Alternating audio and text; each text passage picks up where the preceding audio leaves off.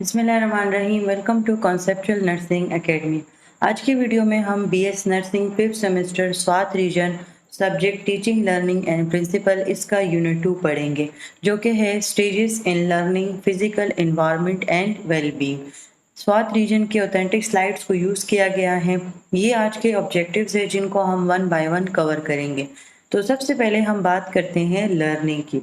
अब लर्निंग इससे पहले लेक्चर्स में भी हमने बहुत दफ़ा जो है डिस्कस किया है, लेकिन आज हम लर्निंग को थोड़ा सा डिफरेंट वे में और थोड़ा सा डिटेल के साथ पढ़ेंगे।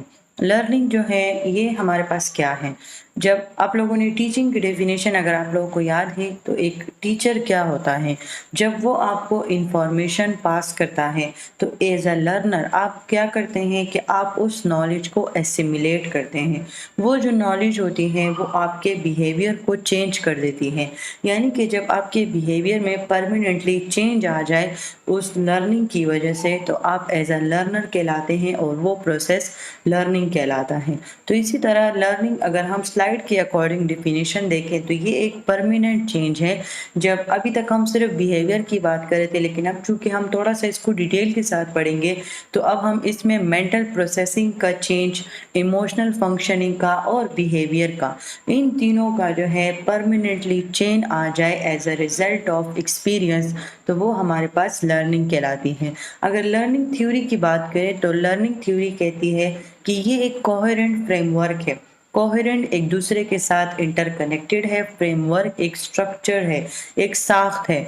किस चीज़ का? एक इंटीग्रेटेड कंस्ट्रक्शन का, यानी कि इसमें डिफरेंट कॉन्सेप्ट्स, डिफरेंट उसूल, डिफरेंट प्रिंसिपल्स आपस में मिल जाते हैं, जो कि एक सिचुएशन को या एक जो है एक प्रिडिक्शन करते हैं एक सिचुएशन के बारे में, उसको डिस्क्राइब करते हैं, एक्सप्लेन करते हैं। प्रिडिक्शन का मतलब होता है कि जब हमें आउटकम का पता नहीं चलता, हम जस्ट उसके बारे में एक गेस करते हैं, एक अंदाज़ा लगाते हैं कि ये जो है किस तरीके से लोग सीखेंगे। तो ये बेसिकली हमारे पास लर्निंग थ्योरी कहलाती है।